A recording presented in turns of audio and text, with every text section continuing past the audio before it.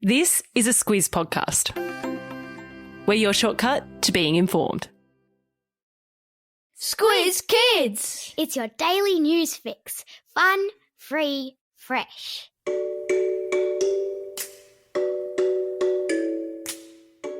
Good morning and welcome to Squiz Kids Today, your fresh take on what's happening in the world around you. I'm Bryce Corbett. It's Thursday, March 31. In Squiz Kids Today, Byron and Lismore go under.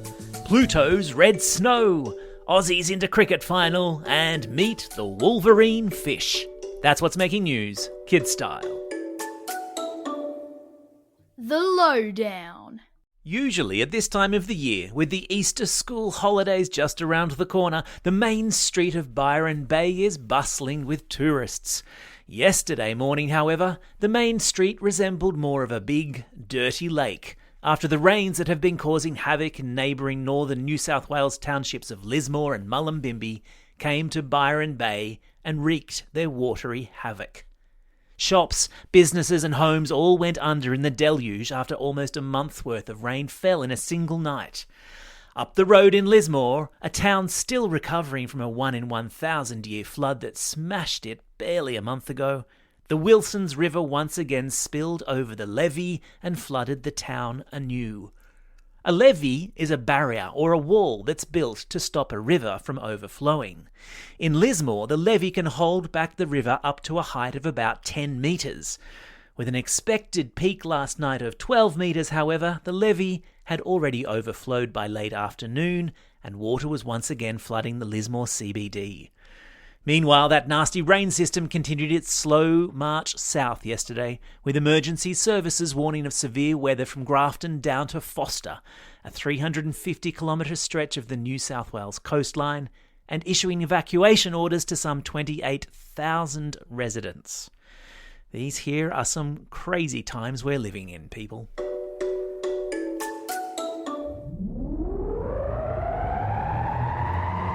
Spin the globe. Each day we give the world globe a spin and find a news story from wherever it stops. And today we've landed on Pluto, which I know is not technically on this globe of ours, but I thought a space trip would make for a nice change in this segment. Why Pluto? Because the dwarf planet on the far outer reaches of our solar system has just been revealing some more of its secrets, and they are out of this world. Literally.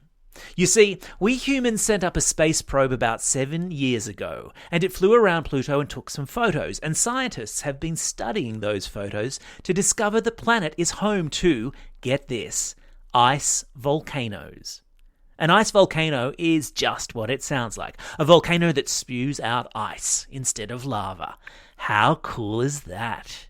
Scientists think the ice could come up through the volcano vent as an icy sludge from, get this, an ocean that they think could exist under the surface of Pluto. And the presence of water on the planet means there might also be, or might once have been, life on that planet. Mind blown.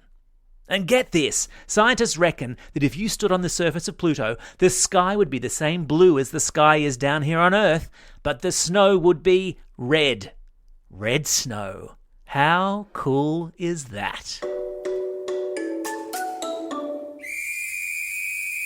Sport time. Hands up if you've seen or heard of the X-Men character Wolverine. You know, the guy with the temper whose steel claws shoot out of his hands when he's angry.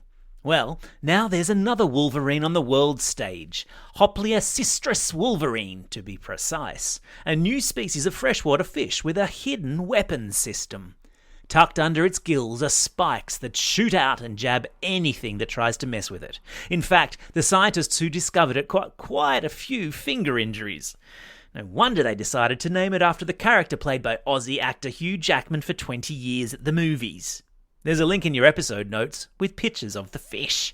A report released this week revealed that an incredible 212 new species of freshwater fish were discovered last year, including a bright red eel with no fins, no scales, and no eyes. This eel was discovered at the bottom of a well at a school for blind children in India, and it's now called the Mumbai blind eel. What kind of a coincidence is that? An eel without eyes discovered at a school for the blind. Sometimes, my friends, truth is stranger than fiction. Sport time. And we're through to the final. Those magnificent women in our Aussie women's cricket team yesterday made light work of the West Indies in the World Cup semi-final in New Zealand and have advanced to the grand final. Can I get a great big Squiz Kids woot?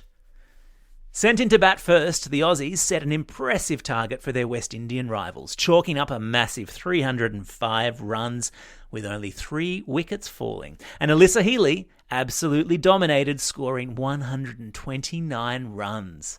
The Windies had a hill and a half to climb to reach the Aussie total, a hill that just proved too steep in the end. They only managed 146 runs and lost 8 wickets in the process.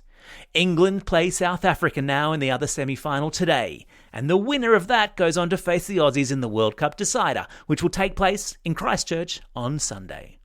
Look, I don't want to jinx it, but given that the Aussies have been undefeated in the tournament so far, they'll go into this weekend's final as favourites. Go get 'em, girls. Time for the quiz. This is the part of the podcast where you get to test how well you've been listening. Question number 1. What sort of awesome clawed mammal, also a popular X-Men character, has a new species of freshwater fish been named after? Yeah, that's right, it's a wolverine. Question number 2. Who did Australia beat yesterday to progress to the final of the Women's Cricket World Cup? Yeah, that's right, they beat the West Indies. Question number 3. Which dwarf planet on the far outer reaches of our solar system is believed to have red snow? That's right, it's Pluto.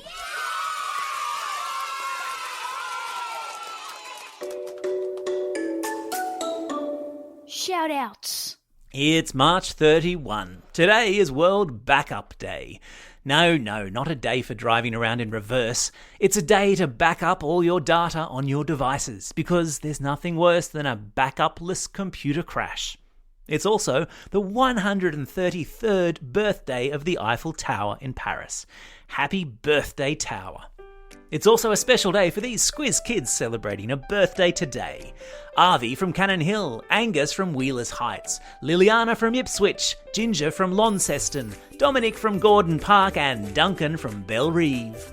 And classroom shout-outs today go to Class 3C and Miss Curtin at Chinchilla Primary School, Class 5B and Mr Fit at Tyab Primary School, and lastly, a shout-out to Miss Pearson at Ascombe School in Sydney. Classes 2 to 9 wish you a very happy birthday today. And a special shout out to Ms Curran and her Year 4 class at Metella Road Public School in Toongabbie. They are now fully fledged signed up members of Squiz Kids for Schools, and we couldn't be more happy to have you aboard.